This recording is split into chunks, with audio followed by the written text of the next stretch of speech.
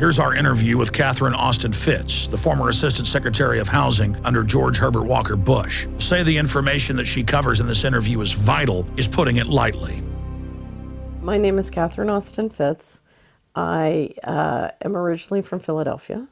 I went to university and business school and then to Wall Street in 1978, and eventually became a partner and member of the board of an investment bank called Dillon Read & Company, and left in 1989 to join the Bush administration as Assistant Secretary of Housing, Federal Housing Commissioner, and then left after 18 months to start my own company, Hamilton Securities, which was both an investment bank and software developer in Washington. And the company was very successful and became, unfortunately, embroiled in very serious litigation with the federal government. And it was through that process that I was forced to research and try and understand the corruption that was really taking over on Wall Street in Washington. And I then settled the litigation, and in the process, many people had come to me saying, how do I protect my own assets from the corruption? And so I started an investment advisory company and moved to a small farming community, Hickory Valley, Tennessee, where I live now. I really felt Washington was centralizing political and economic power, and I thought entrepreneurs have to take this wonderful new technology of the internet and use it to decentralize. You know, and America breaks down to 3,100 counties, and so my feeling was 3,100 counties have to decentralize and bring the economic power back to the economies. And another way to think about it is, if you study how the human body works, in a crisis, we will preserve the blood for the heart and the lungs and the brains and draw it from the toes. And if you look at our current economy, we're sending the blood to the toes and the fingers and pulling it from the heart, the lungs, and the brain, the real economy. And I really thought technology could help you reverse it. And in fact, it appeared to be working. It was very successful, which is, I think, why we ended up being the target. And you see that happen a lot to the companies that were using software to decentralize. They would get targeted, and this, you know, the government steal the software and all that kind of stuff. So, you know, this tension of, are we going to decentralize in a way that's that creates wealth, or are we going to centralize in a way that destroys wealth, is really the battle that's going on globally and as part of what's been happening in America. One of the things to understand is that if you look at a household budget, or a family's financial cash flow, so if you look at our 401ks, if you look at our IRAs, our bank deposits, our other savings and investments, the taxes we pay, the money we waste on lottery, we're all shipping our money into Washington and Wall Street, and then it's trickling back, okay? It's almost like, you know, if you think of an irrigation system, we're sending our water down the river, it's hitting a dam, and it's not really coming back. But we have the power to shift the flows. And I was sitting, one of the ways I realized it, I was sitting with 3 women here in Tennessee. And one of them, I always get people to talk about their money. So one of them said that she had her retirement savings in the local bank, and their correspondent bank is a large New York bank, over, approximately 1,000 miles away. And so she's earning about 3%. Let's say the bank's paying 4% to get that money. And then the second woman has an IRA, and she had stock in the same New York bank. And this was before 2008, because in 2008 she would have lost most of her money. But she figured she's getting about 5% for that equity investment. So figure that bank's paying 4 to 5% to get the capital of these 2 women. So they're sending their money to New York and getting back about 4 to 5%. The third woman had started a business with a credit card from that same New York bank, and after she had borrowed the money, they had jacked up the interest rate to 23%. So these women are sending their capital and getting about 4%, and one of their best friends is borrowing it back at 23%. Now, that is, you call that on Wall Street a 2,000 basis point arbitrage. That's a huge spread. And when you look at the cash flows, there's no reason why those women, alone, or those women with a local bank or local financial institution can't circulate that money in a way that's going to make them all much more money. So no one needs a bank over 1,000 miles away in between three friends with those cash flows. But that's what's happening, and it's happening all across the economy. They can lend to each other, or if they don't want to lend to each other, there's services now where literally you can go to a company that will just service the loan and write up the documents and service things among people who are family or friends. So that's one way you can do it. But you can also go to a local community bank and say, you know, we're not in the lending business and we don't want to become financially knowledgeable about all this. Will you make a loan? One of us has CDs. We'll post our CDs as collateral.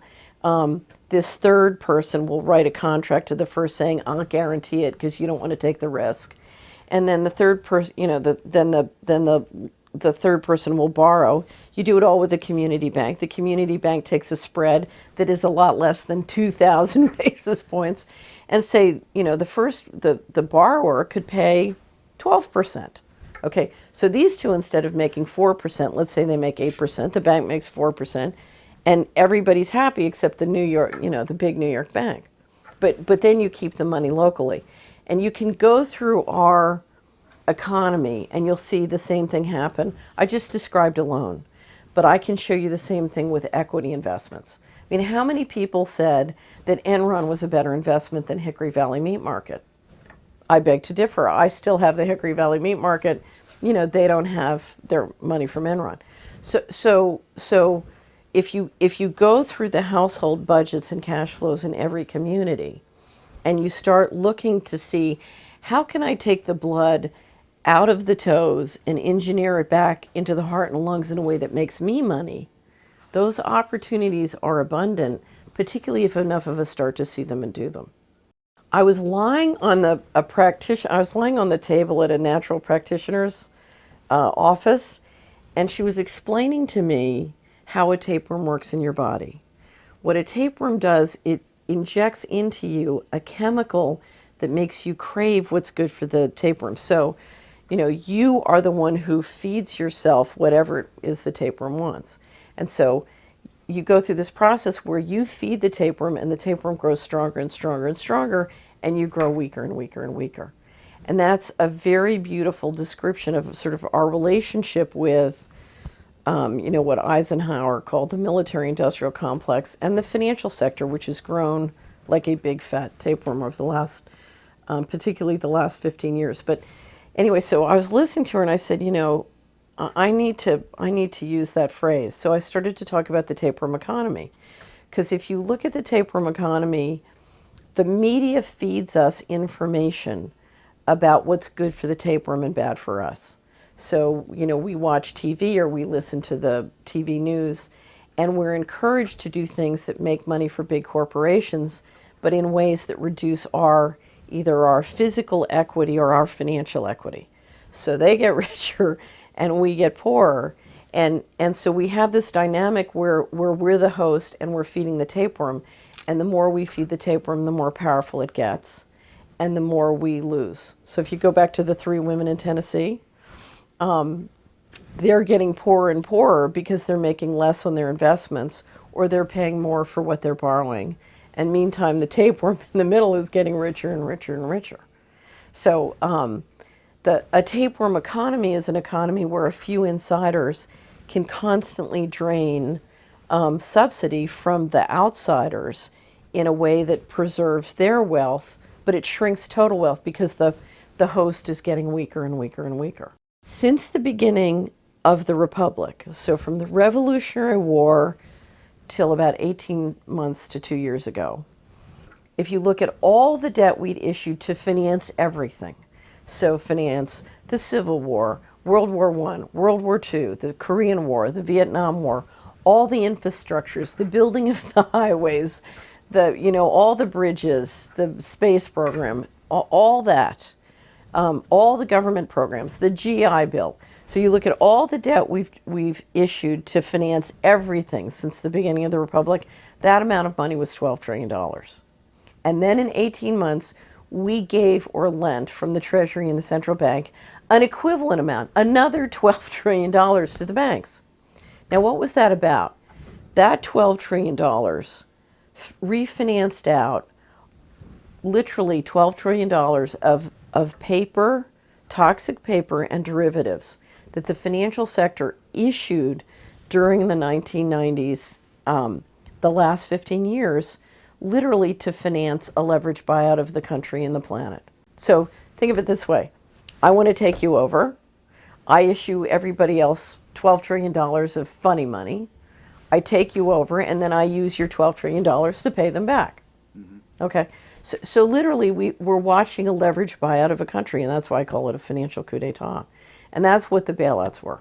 One of the things that caused this tremendous ballooning of the power and economic resources of the financial sector was in the early 90s, we passed the Uruguay round for GATT, for the General Agreement on Tariffs, Trade and Tariffs. As a result, we changed the rules of how capital can flow around the world. And so suddenly, it's sort of Ross Perot's giant sucking sound. You pull tremendous amounts of capital out of this country, and you shift them abroad into other areas around the world. And one of the things, in fact, that happened, we do a lot to pull liquidity on those other areas so that you can buy in cheap.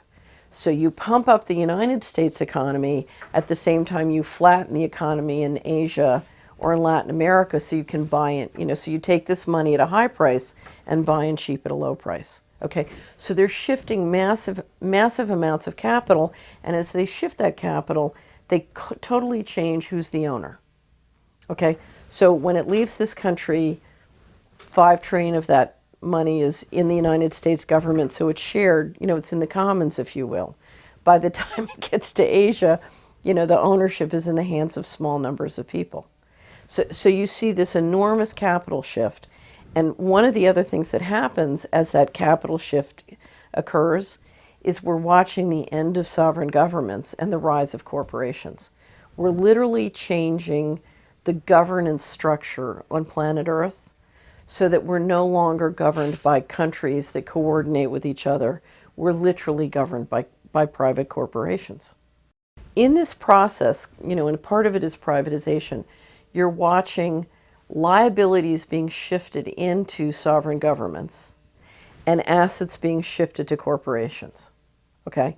So the corporations are getting the assets and the governments are getting the liabilities. So let's go back to the bailout.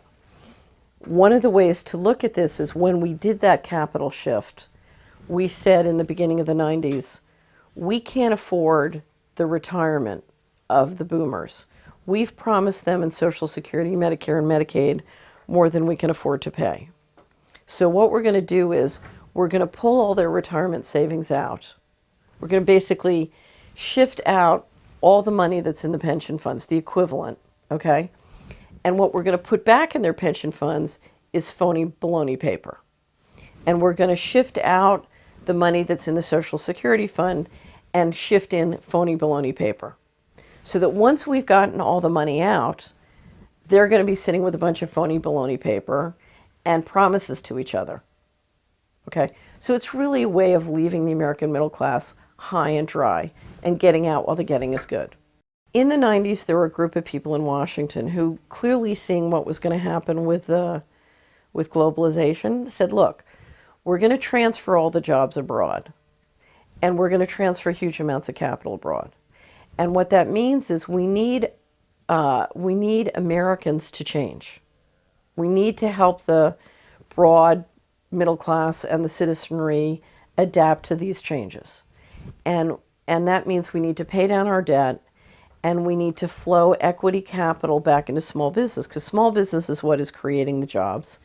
And we need to integrate new technology into small business and into communities. So I had started the software developer Hamilton Securities Group. What we were doing was we were making a software tool called Community Wizard that would let people see where all the government money was within their county or their community. And part of that was to do these things, you needed to re-engineer and make government investment much, much more productive. There's tremendous waste, still is. And you really needed small business to be an engine with government of job creation in a way that would produce a lot of financial wealth. Because that's what the boomers needed for retirement. They needed they needed the pension funds to really be sufficiently funded. Okay, so there's a whole group of people interested in making this all possible. And so while the money would flow out and manufacturing and jobs would flow to Asia, there would be something new lifting up. Okay, so all of this was known. I don't know if you remember Newt Gingrich running around and saying every kid needed a laptop. Well, that's what he was talking about. He was talking about integrating new technology and helping revive new skills. Okay, so we knew all this was going to happen, and we knew that we needed a plan to deal with it. Okay, so I was part of a group of people saying, pay down your debt, flow equity, small business, create new skills, new jobs, because otherwise the American middle class is toast. Well, you know, sort of the litigation that we dealt with was the response. The federal government said, no, we want you guys to leave town, and we're going to force you out with dirty tricks. And instead what we're going to do is we're going to have a bubble. We're going to have a housing bubble and get everybody, instead of building new skills, to run around and just build bigger houses. So we're going to build much bigger houses, and while everybody's building bigger houses and watching TV, we're going to quietly move all the money out of the country. And then when it's all said and done, you know, it'll be too late, because they'll have, instead of less debt, more debt. They'll have fewer small businesses, because we're going to have our big franchises and corporations come in and take over the local market. And, you know, so we'll have a party and no one will notice. And then by the time they notice, it'll be too late. And so what happened was the average American family was encouraged to take on mortgage debt, auto debt, credit card debt that in many respects they did not know that they couldn't afford.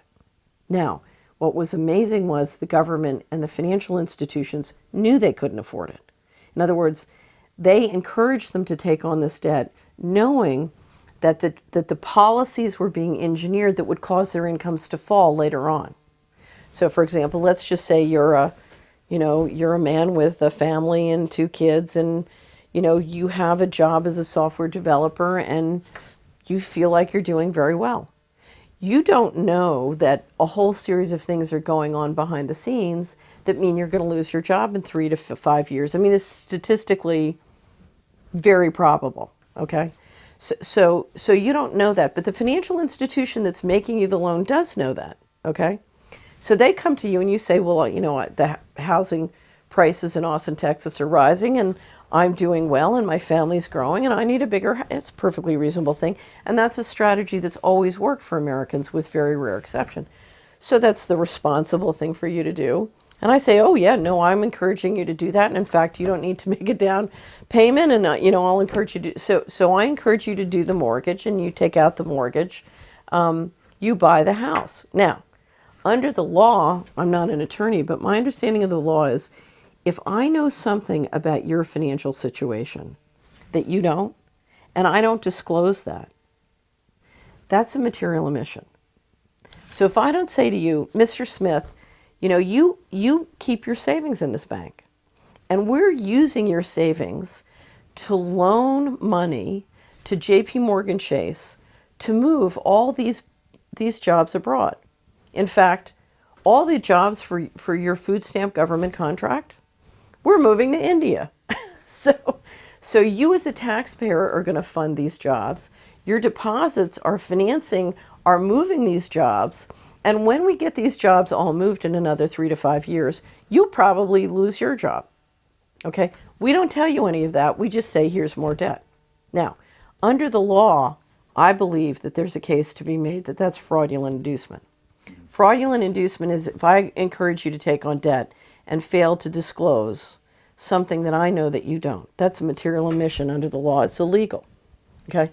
Now, if that's the case, just speaking as the former Assistant Secretary of Housing, the vast majority of mortgages originated in the United States after 1996 were fraudulently induced. Now, we can all say that. Even, let's say the Supreme Court decides tomorrow they're all fraudulently induced. The reality is our pension funds own them. So we just sold our fraudulently induced mortgages into the pension funds, and if we can't pay off those mortgages, then guess what happens to our retirement savings? In the summer of 2000, I was giving a speech to a group of people called Spiritual Frontiers Foundation International. And they have a conference once a year to discuss how they as a group can help our society evolve spiritually. They're very well educated, very wonderful, very committed people.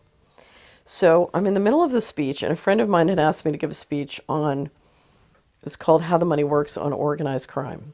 And it later became an article called Narco Dollars for Dummies. And so I'm in the middle of the speech, and I'm describing the fact that the Department of Justice a year before had told a reporter that I work with that the U.S. economy launders $500 billion to $1 trillion of all dirty money. So that's narcotics trafficking, that's tax evasion, that's financial fraud. With financial fraud, it's much bigger now. So I said to this wonderful audience of spiritually evolved people, what would happen if we stopped? And there was a little sort of conversation, and they said, well, you know, our mutual funds would go down because that $500 billion to $1 trillion wouldn't come into the stock market, you know, go to London or Zurich or Hong Kong.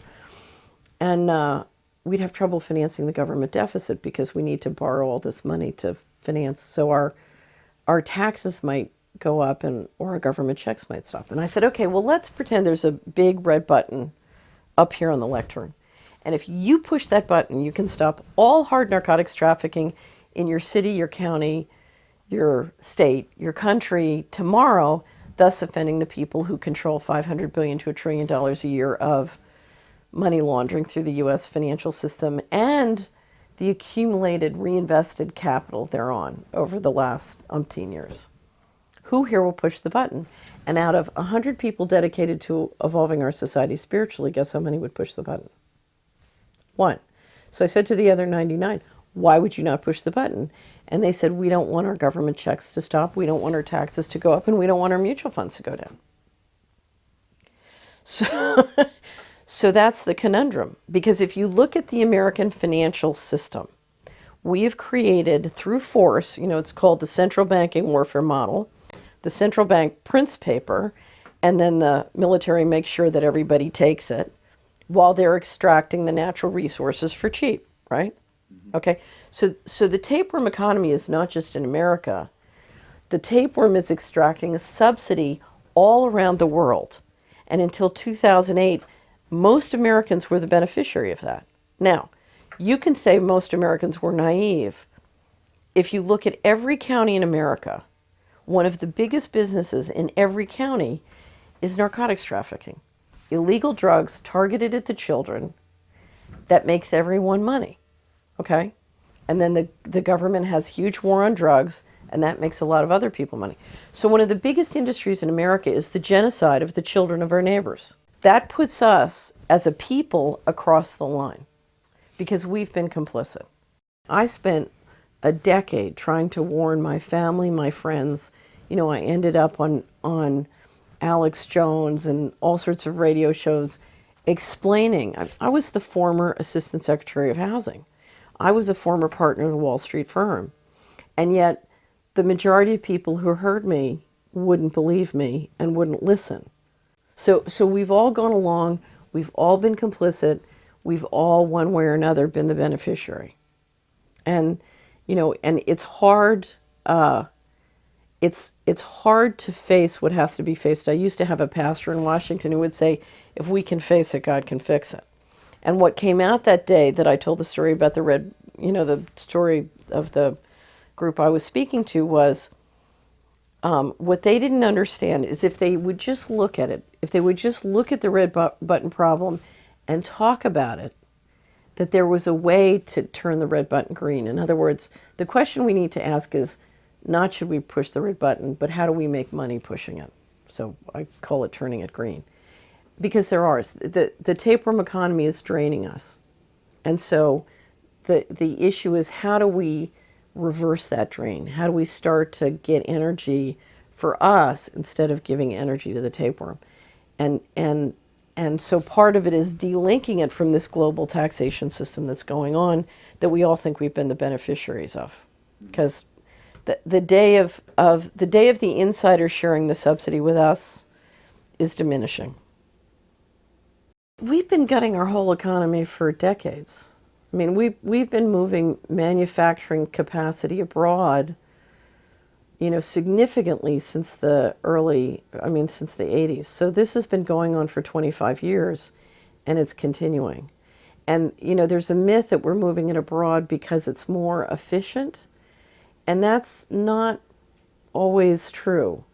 A lot of times we're moving it abroad because we can change who owns it and who controls it by moving it. So, it's churning and it's pumping and dumping in a way that doesn't make the economy wealthier. But there's no doubt that the whole GATT process is one that is to me terrifying. And I'll tell you where the greatest danger lies. The greatest danger lies not in the wiping out of the American middle class or the re-engineering of jobs and how they work, or even the transference of power from sovereign governments to corporations. The most dangerous part of GATT is the creation of a corporate right to create patents on life. So to create terminator seed and control the seed and food supply. What GATT is doing, particularly if this new round, the Doha round, goes into implementation, is basically shifting 2 to 3 billion people off the land as small farmers and either killing them or into the cities in a process that will ultimately control the seed and food supply, as that seed and food supply is being genetically manipulated. And when you take 50% of a planetary population and move it from something where it's eating healthy food on a self-sufficient basis into a dependent role where it's dependent on corporations for food that is not healthy, then you're talking about a kind of planetary slavery which is more horrible than anything we've ever envisioned. Now, one of my questions is control, to build a global financial system around a dollar in which the dollar is hugely subsidized by this sort of global taxation system. I mean, to give you an example, you're the Chinese, I'm the Americans, I sell you dollars way above market level, and you take them and hold them while they go down 5% every year. That's a taxation system through the balance sheet, okay? So one of the ways I do this is not only by having a military, but by controlling oil, okay? So controlling a very important physical asset is almost essential to having currency control. And one of my questions is control of the food supply part of implementing a global digital currency? There's nothing more important to building either a healthy civilization or a healthy economy than transparency. Okay? So one of my favorite economics book is a book called The Evolution of Cooperation by a brilliant economist, Robert Axelrod. And in it, he describes the conditions. What are the conditions that would bring about an economy where people make money by building, peace and cooperation instead of war and destruction? And what he finds out is the most important condition precedent is transparency. And transparency means that if I want to consider engaging in a transaction with you, I know if you're a good guy or a bad guy. Do you wear a white hat or a black hat? Yeah. If you can go to the other side of the planet and rape and kill and maim and then come back and be socially prestigious here and me not know, then crime pays. In that economy, if you can do dirty in secret and still be socially acceptable, then crime will always pay in that kind of economy. So the condition precedent to a healthy economy is, how can we make it expensive to be a criminal? Okay? Because if I know you're wearing a black hat, then it's like, ooh, I don't want to do business with you. Okay? So what we have in this economy is one in which literally people are doing all sorts of nefarious things, and then they're held up as being admirable and respectful, okay? And they continue to be, in other words, they can engage in $500 billion to $1 trillion a year of money laundering and the profits from that, but still be considered socially respectable. Let me just use another example. There's a wonderful lawsuit. The European Union, on behalf of 11 sovereign nations of Europe, sued RJR Nabisco for money laundering with Saddam Hussein's family, the Russian mafia, Latin American drug cartels, on and on and on. It's the most, it's better than a Tom Clancy novel. And it describes in the lawsuit how this money laundering was done at the highest levels of the corporation. Well, who owned RJR Nabisco at the time of the lawsuit, that the lawsuit describes? Well, it was KKR, okay?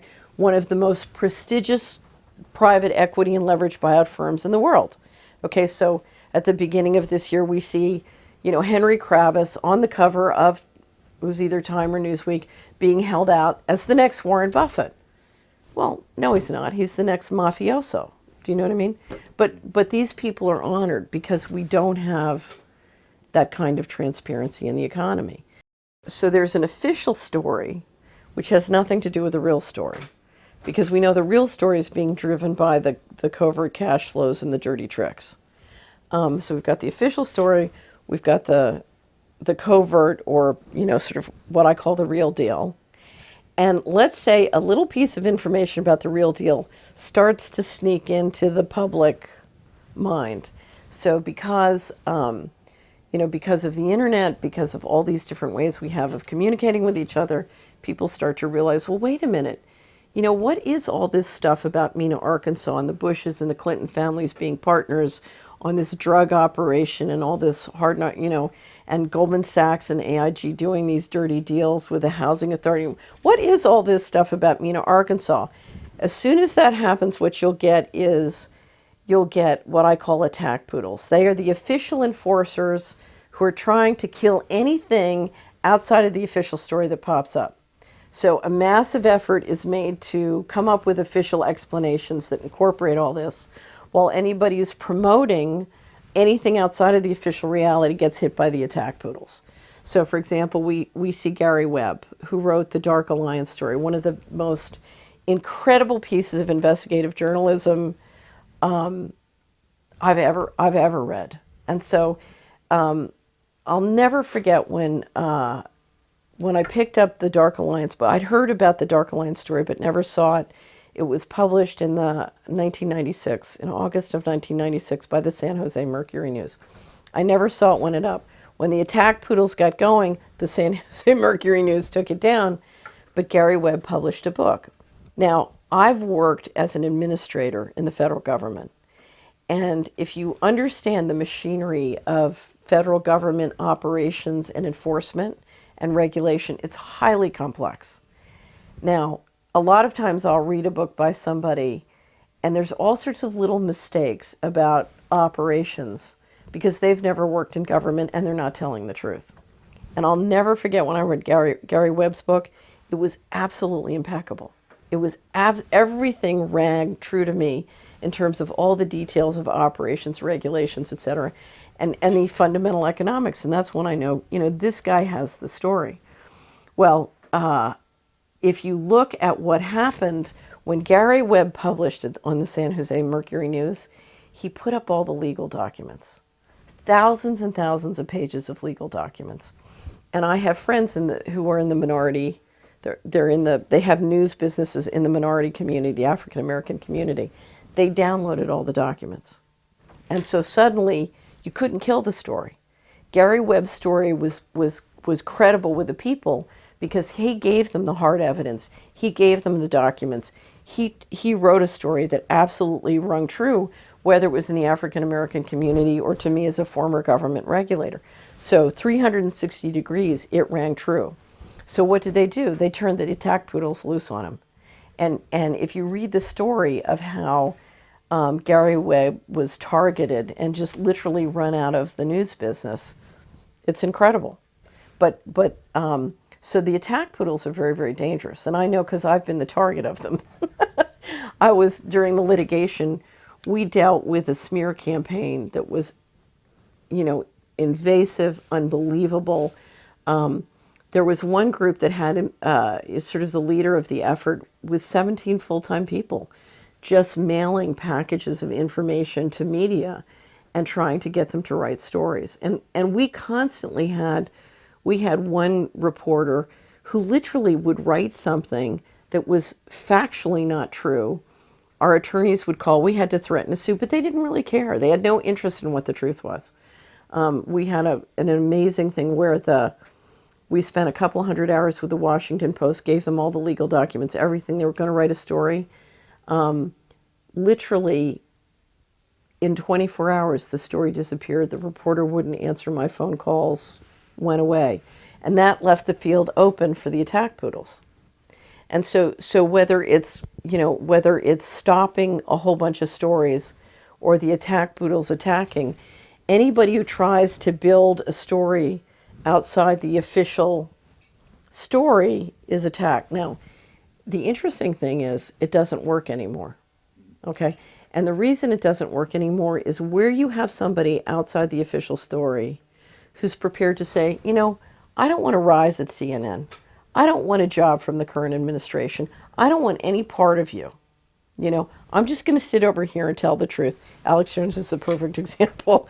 I'm going to build my own thing, and I'm going to tell the truth, and I don't care what you all you attack poodles can say and do whatever you want, but I'm going to stand firm on the evidence. The beauty of the internet is we can put all the legal documents up. We can put massive amounts of documents and evidence, and for an audience that's willing to listen to some, people who are going to take the time to read that stuff, it kills the attack poodle.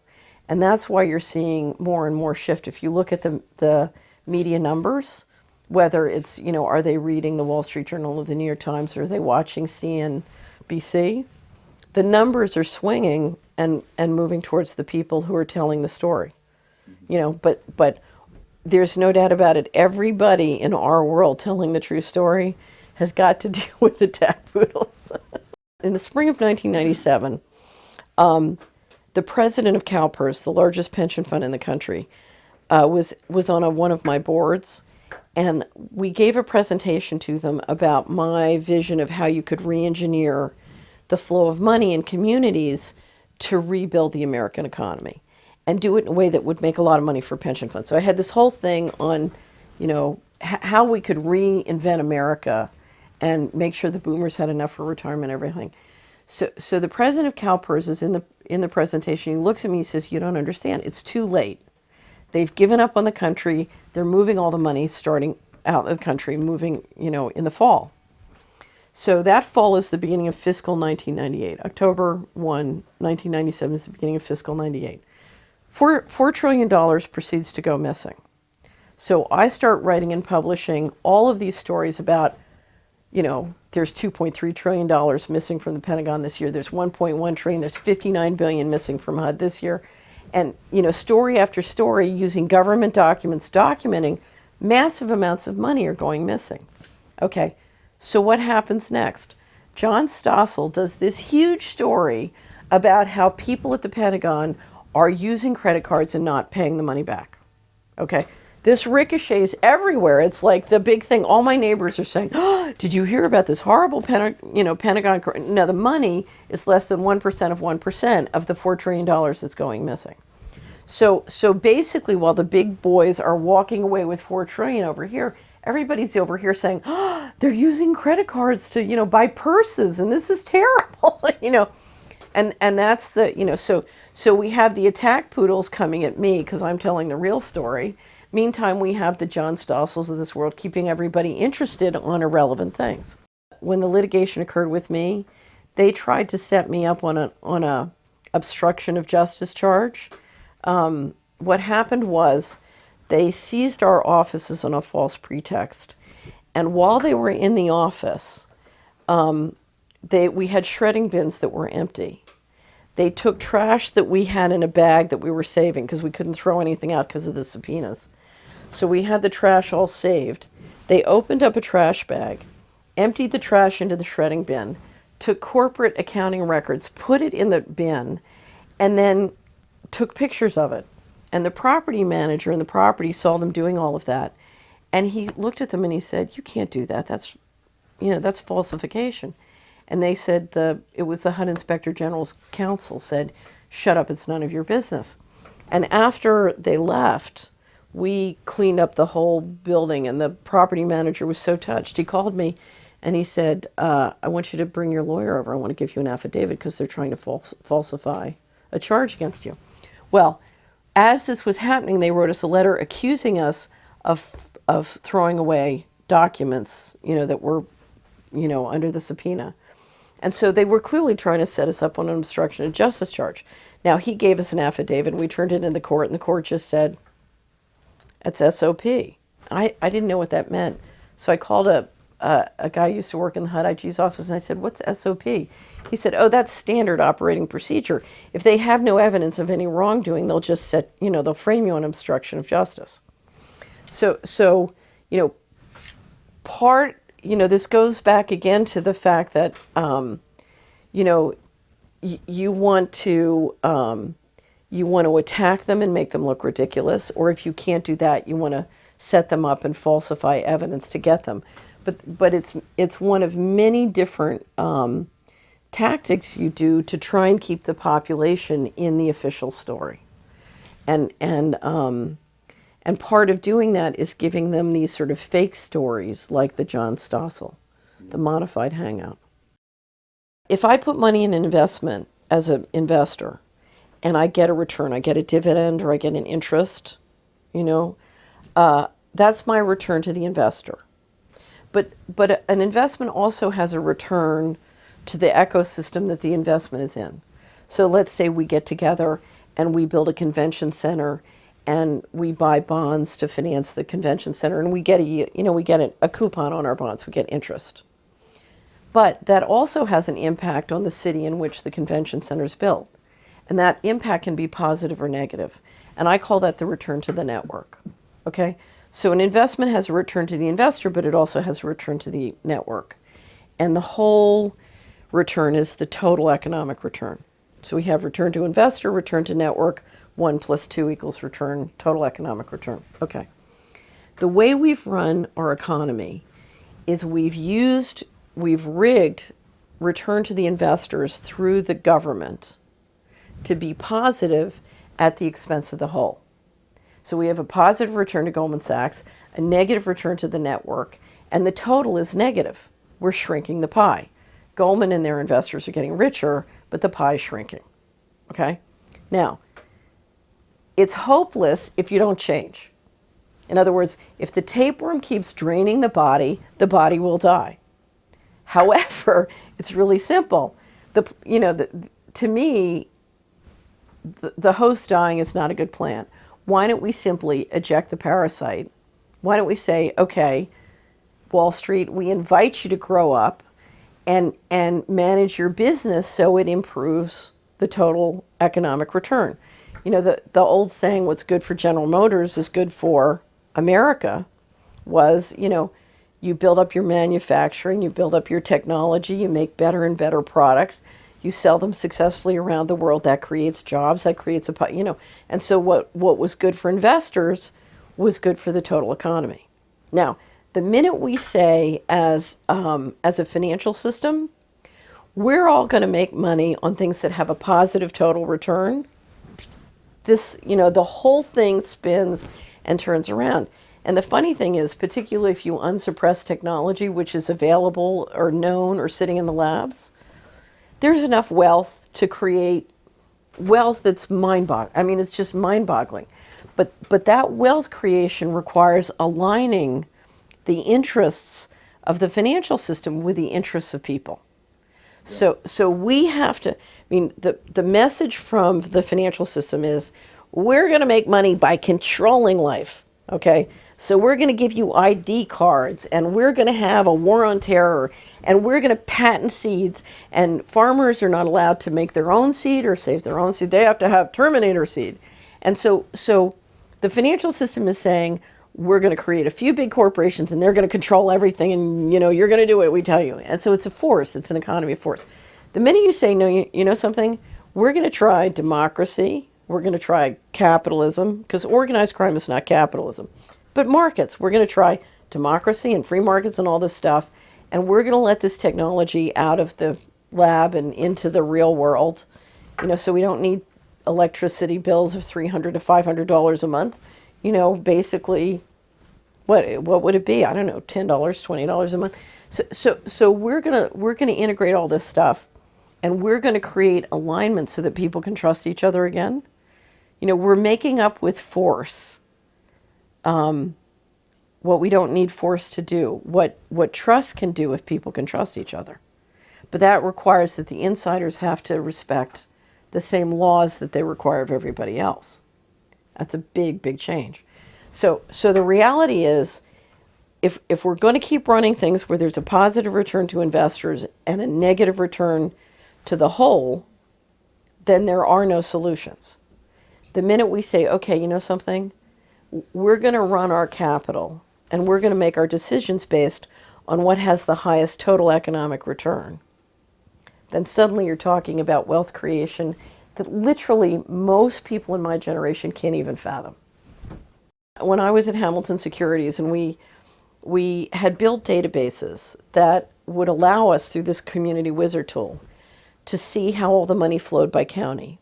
And we said, okay, what if we were free to re-engineer government money so that it would produce the highest total economic return, irregardless of what corporation then got the defense contractor and what not-for-profit got the phony baloney rigged HUD deal. Let's say we could just allocate all the money according to what would create the most economic health and the most jobs. Let's just pretend that I had a really brilliant PhD guy from MIT who I gave this assignment. I said, I want you to go engineer, if we could finance communities with equity, how much equity could be created? And he came back, and the number was so big, I thought he made a mistake. I said, that can't possibly be. He had the float on the New York Stock Exchange increase like a multiple of 6 times, in 5 years. I said, that can't possibly be true. Go back. He kept doing the numbers over and over again, and finally I realized, it is true. Because the shrinkage is so great. I mean, if everybody's walking around scared and feeling like a slave, you just don't have a happiest society, but you don't have a productive economy. And literally, if you could re-engineer government investment in this country tomorrow and finance communities with equity and let businesses compete not on, who has Goldman Sachs behind them as opposed to, who's productive, the wealth that could be created is phenomenal, and there is a way out. Now, that's a very deep cultural change. I mean, the guys at Goldman Sachs, and I'm picking on them, they haven't competed based on merit their entire life. They don't know what that is, and they don't know that they don't know. Yeah. Okay? And that's, that's a real big problem. What the population believes is that crime pays. Because in fact it has. Historically, crime has paid. And we're coming into an end game, and the question in that end game is, a lot of the people who've been following the criminals because they thought it paid are now discovering maybe it's not going to pay. But to date, it always has. The healthcare bill is an effort to satisfy, you have a whole group of people who are out of alignment politically. So you have pharmaceutical companies and insurance companies that want to make more money, even though their businesses have what I call a negative total economic return. In other words, the health of Americans continues to deteriorate, and the more money they make, the more our health deteriorates. And so we really have a non-alignment between the people, the customer, and the corporations who are supposed to be serving the customer. And the way the corporations have resolved that is to go to Washington and get Washington to pass rules that force the customer to pay the corporations whether they need them or not, or whether they can afford them or not. Okay? And it's really a way of liquidating the wealth of the people to prop up these corporations. So, for example, people in New Zealand or Mexico will describe the fact that they can buy lots of drugs, pharmaceutical drugs, for 10 cents on the dollar of what we pay here. Okay, so clearly government is using their governmental authority to force profits into the pharmaceutical cartel within the tapeworm. So you have a whole bunch of corporations who, as Americans' income fall, are looking to use government to engineer more profits into them. Okay. At the same time, you have a large number of people in the population who don't have health care, are very concerned about that. We know that one of the number one, or one of the greatest reasons for bankruptcy and real trouble with credit card debt in this country is people with healthcare problems. So you have, and then of course you have an aging population. So we have a population that is very concerned about their ability to get health care or access to it, that are hoping to get some kind of health care. So you watch the people come into this process, and you watch the corporations come into this process, and of course there's a huge non-alignment. Now, in the backdrop, there's a third agenda, which to me is the most important agenda in the mix on healthcare reform. And that agenda is the desire to have much greater control. Okay? Now, you can say it's the government, but in fact, if you look at who really controls and operates and runs the government, it's not the government. It's very powerful private interests behind the government. Some people call it the shadow government, but there are groups behind that. And if you look at the provisions that have been discussed for controlling doctors, dictating to doctors what their policies will be, requiring disclosure to the government of all sorts of confidential private information about people and their health, you're looking at one of the most effective tools to implement fascism that I've ever seen. Now, let's go back. If you and I were to walk into Washington and say, oh, we have these 21 agencies. We have the Department of Housing and Urban Development. We have the Department of HHS, Health and Human Services. We have the military. We have all these different agencies. You would see lots of different agencies. That's not what I see. What I see is 3 defense contractors who control and operate the databases and the IT systems for all 21. So I don't see 21 agencies. I see Lockheed Martin. Okay, I see DynCorp. I see, and they have the data. They have this data and this data and this data and this data and this data. Okay, now, let me step back in time.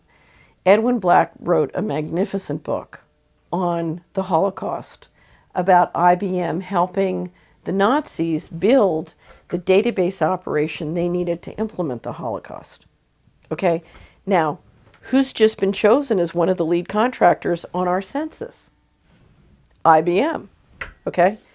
And Lockheed Martin, I believe. So if you look at all the databases they have from around the country already, and you combine those databases with the data that could come from the healthcare bill on everybody's personal health information and their accurate address, what have you got? You've got the basis, you have the equivalent in 2010 of what the Nazis had to do the Holocaust. God forbid you should combine that with a national ID card, okay? But you're basically you're turning over to a small handful of private powerful interests, a complete database on this country that, combined what they have through the banking and other systems, is unbelievably phenomenal. And you layer on top of that artificial intelligence. Now, at the heart of any health situation, you have a patient and a doctor. And the thing that most protects that patient is the oath that doctor takes. That doctor's ethical commitment is to do whatever is in your interest. So if I'm in an emergency room and I'm trying to save your life, I don't think, giving you this shot of adrenaline is more expensive than you can afford. My obligation is to save your life. When you fundamentally re-engineer the government rules and regulations so that they supersede that oath, then you're talking about creating a world in which your power as a citizen is radically diminished, because I'm cutting off from you the information and resources you need to make wise decisions about your health. Now, we're talking about healthcare. That change is happening across the board. The IRS is requiring tax preparers to enroll in, with the IRS and become not your tax preparer with ethical obligations to you, but their enforcement arm. So it's your doctor, it's your tax preparer, it's your accountant, all across the board. The professionals that you use in every aspect of your life are suddenly having their regulatory structure re-engineered so that person's ethical obligation is to the government and not you. And what that means is you can then be literally at the most intimate levels of your life and your finances. Your whole life can be engineered to serve the corporations and not you.